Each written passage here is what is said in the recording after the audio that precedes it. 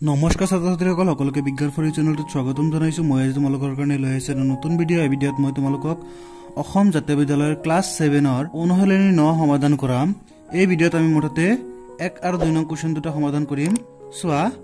1 নং প্ৰশ্ন তোমাক কি সুধিছে। 1 নং প্ৰশ্ন তোমাক সুধিছে যে সৰল সুত আৰু সবৃদ্ধিমূল উলিওৱা ঐকিক নিয়মেৰে। চোৱা 1 নং কোৱেশ্চন আৰু 2 নং কোৱেশ্চন একে বস্তু সুধিছে। চোৱা এইটোতো সৰল সুত আৰু সবৃদ্ধিমূল উলিয়াবলৈ ইচ্ছা, এইটোতো কি সৰল সুত আৰু সবৃদ্ধিমূল উলিয়াবলৈ দিছে, কিন্তু এইটো ঐকিক নিয়মেৰে এইটো হৈছে সূত্ৰৰ সহায়ত। সূত্ৰটো মই তোমালোকক এই ভিডিঅ'ৰ আগৰ ভিডিঅ'ত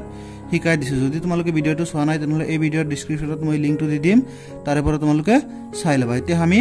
1 নং কুৱেশ্যনটো সমাধান কৰোঁ। চ' ইয়াতে আমাক কি মূলধন দি আছে 5,000 টকা, বছৰি সুতৰ হাৰ দি আছে 15%, সময় দি আছে 2 বছৰ। পোন প্ৰথমতে আমাক দিয়া আছে কি লিখিলা। পোন প্ৰথমতে আমাক দিয়া আছে মূলধন 5,000 টকা, বছৰি সুতৰ হাৰ দিয়া আছে 15% আৰু সময় দিয়া আছে 2 বছৰ। চ' এইটো কি ঐকিক নিয়মেৰে কৰিব লাগে। পোন প্ৰথমতে তোমালোকে বছৰি সুতৰ হাৰৰ পৰা আৰম্ভ কৰিবা। চ' পোন প্ৰথমতে তোমালোকে লিখিবা যে ইয়াতে কি বছৰি সুতৰ হাৰ 15%, মানে 100 টকাত 1 বছৰৰ মূৰত তোমালোকে 15 টকা বেছি দিব লাগিব। তেনেহ'লে কি লিখিবা যে 100 টকাৰ 1 বছৰৰ সুত 15 টকা। গতিকে ঐকিক নিয়মেৰে প্ৰথমতে কি একক সংখ্যক মান উলিয়াব লাগে। গতিকে 100ৰ পৰা তোমালোকে এতিয়া কি পোন প্ৰথমতে 1 টকাৰ 1 বছৰৰ সুত কিমান বাহিৰ কৰি লোৱা। চ' বেছিৰ পৰা কমলৈ আহিলে কি কৰিব লাগে হৰণ। তেনেহ'লে 15/100 টকা। ঐকিক নিয়মৰ গণিতবিলাক আমি কি 7 নং অধ্যায়তো কৰিছিলোঁ। যদি তোমালোকে 7 নং অধ্যায়টো চোৱা নাই তেনেহ'লে এই ভিডিঅ'ৰ ডেছক্ৰিপশ্যনত যাই চাব পাৰা। এতিয়া চোৱা আমি 100 টকাৰ 1 বছৰ সুত কি 15 টকা আছিল, 1 টকাৰ 1 বছৰৰ সুত কিমান আহিল 15/100 টকা। এতিয়া আমাৰ মূলধন কিমান আছে 5,000 টকা, গতিকে 5,000 টকাৰ বাহিৰ কৰিব লাগিব। গতিকে আমি লিখিম 5,000 টকাৰ 1 বছৰৰ সুত। চোৱা বেছিৰ কমৰ পৰা বেছি আহিলে তেনেহ'লে কি পূৰণ কৰিব লাগিব। গতিকে আমি লিখিম যে 15/100 × 5,000 টকা। এতিয়া চোৱা আমাৰ যিহেতু ইয়াত আমি 1 বছৰৰ হেৰিটো কৰিছোঁ, আমাৰ লাগে কি 2 বছৰৰ, তেনেহ'লে 2 বছৰটো আমি বাহিৰ কৰিব লাগিব। তেনেহ'লে আমি লিখিম যে এতেকে 5,000 টকাৰ 2 বছৰৰ সুত কিমান হ'ব। চোৱা 15/100 × 5,000, এইটো তলত একো নাই মানে 1 ধৰিলোঁ। এতিয়া চোৱা ইয়াতেও কি কমৰ পৰা বেছি হৈছে, তেনেহ'লে কমৰ পৰা বেছি আহিলে কি কৰিব লাগে পূৰণ কৰিব লাগে। তলত একো নাই মানে 1 ধৰিলোঁ, ইয়াতে লিখিলোঁ আমি টকা। এতিয়া চোৱা 2টা শূন্য আৰু 2টা শূন্য কাটি দিলোঁ। এইটো তাৰমানে তলত কি 1 আছে মানে কি 1 যে আমি হৰণ কৰি শেষত কিমানটো ওপৰত যিটো আহিব সেইটোৱে আহিব। গতিকে আমাৰ কি আৰু হৰণ কৰাৰ দৰকাৰ নাই। এতিয়া চোৱা কি আহিছে 15 পূৰণ 50 পূৰণ 2 টকা। এতিয়া আমি যদি পূৰণ কৰি কিমান আহিব চোৱা 15 পূৰণ 2 কিমান 100 লগত পুনৰ পূৰণ কৰিলে কিমান আহিব 1,500 টকা। আমাক কি বাহিৰ কৰিছিল সুত বাহিৰ কৰিছিল। এতিয়া আমি কি সুতটো কিমান বাঢ়িছে, সুতটো কিমান বাঢ়িছে 1,500 টকা বাহিৰ হৈছে। আৰু কি বাহিৰ কৰিব দিছিল সবৃদ্ধিমূল। গতিকে আমি লিখিব যে এতেকে সবৃদ্ধিমূল সমান সবৃদ্ধিমূলৰ সূত্ৰ হৈছে মূলধন যোগ সুত। গতিকে চোৱা মূলধন হৈছে কিমান আছিল আমাৰ 5,000 টকা আছিল, সুত কিমান লৈছে 1,500 টকা। যদি আমি এইখিনি যোগ কৰি কিমান আহিব 6,500 টকা। এইটো আছিল আমাৰ 1 নং কুৱেশ্যনটোৰ সমাধান। এতিয়া আমি 1 2 নং কুৱেশ্যনটো সমাধান কৰোঁ। চোৱা 1 2 নং কুৱেশ্যনত তোমাক কি দিয়া আছে। মূলধন দি আছে 7,500 টকা, বছৰি সুতৰ হাৰ দি আছে 6%, সময় দি আছে 3 বছৰ। পোন প্ৰথমতে কি দিয়া আছে লিখি লোৱা। পোন প্ৰথমতে আমাক দিয়া আছে মূলধন 7,500 টকা, বছৰি সুতৰ হাৰ দিয়া আছে 6%, সময় দিছে কিমান 3 বছৰ। পোন প্ৰথমতে কিয়াৰ পৰা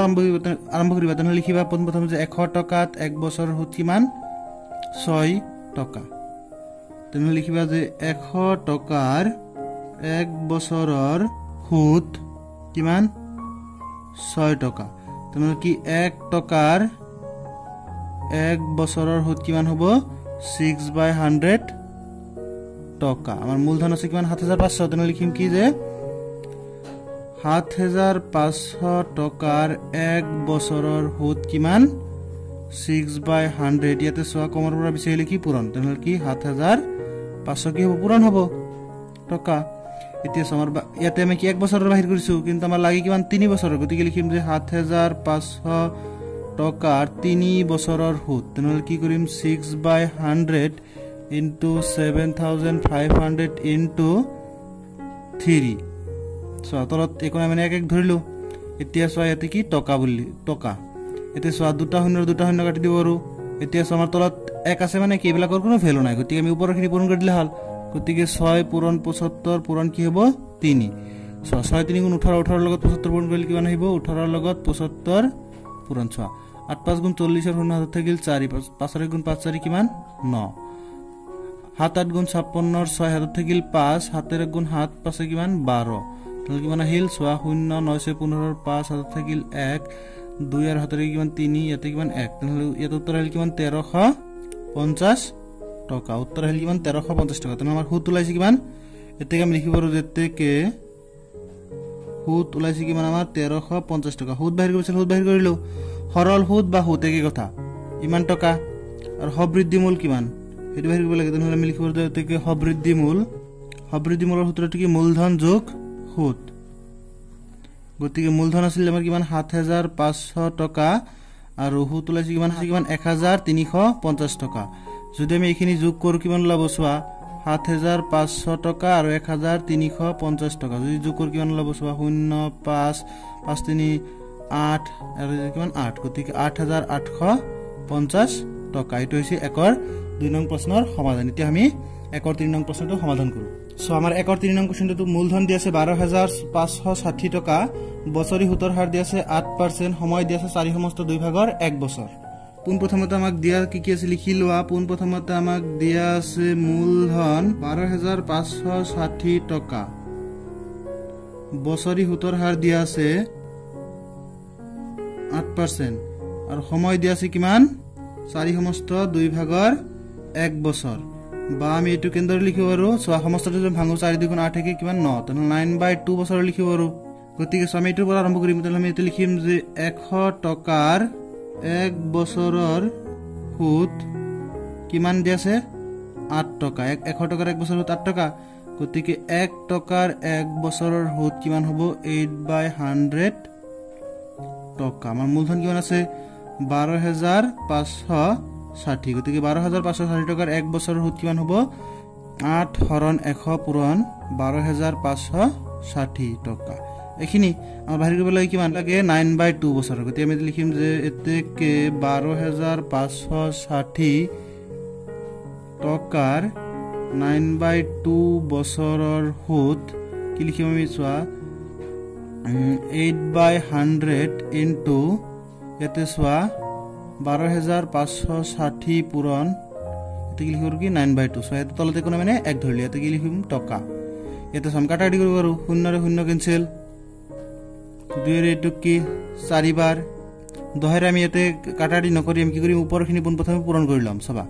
উপৰখিনি আমি পূৰণ কৰি লও 4 9 গুণ কিমান 36 36 ৰ লগতে আমি 1256 পূৰণ কৰিম সোৱা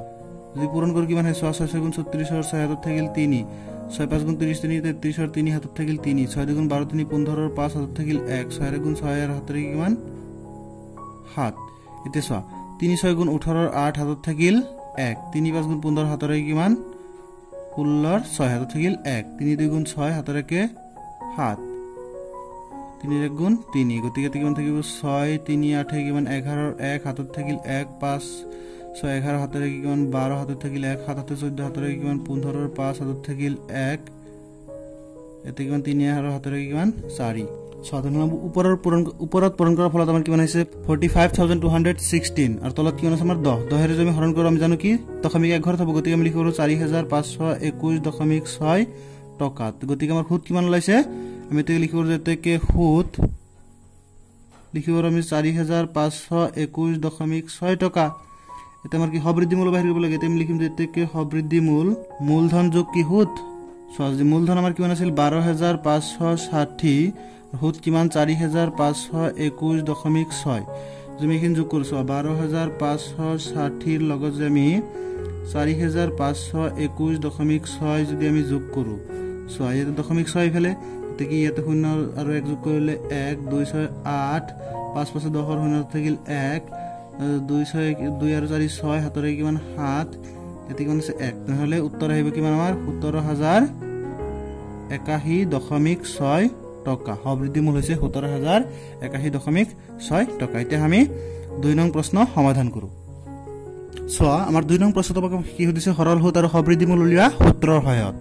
এইবাৰ কিমান সূত্ৰ প্ৰয়োগ কৰি উলিয়াব লাগিব আগত আমি কি ঐকিক প্ৰণালী কৰিছিলো সো আপোন প্ৰথমতে আমাক 2 আৰু 1 নং কোৱেশ্চনটো কি দি আছে মূলধন দি আছে 8050 টকা বছৰি সুতৰ হাৰ দি আছে 7.5% আৰু সময় দি আছে 3 বছৰ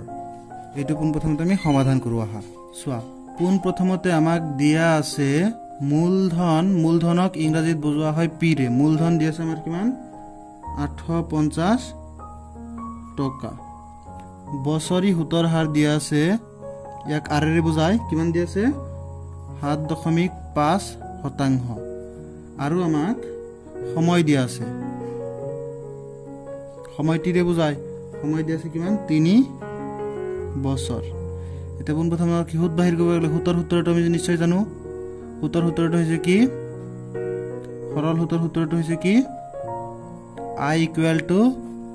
P into R into T by 100 সোয়া এটা আমাৰ P ৰ মান আছে কিমান 850 পূৰণ R ৰ মান আছে কিমান 7.5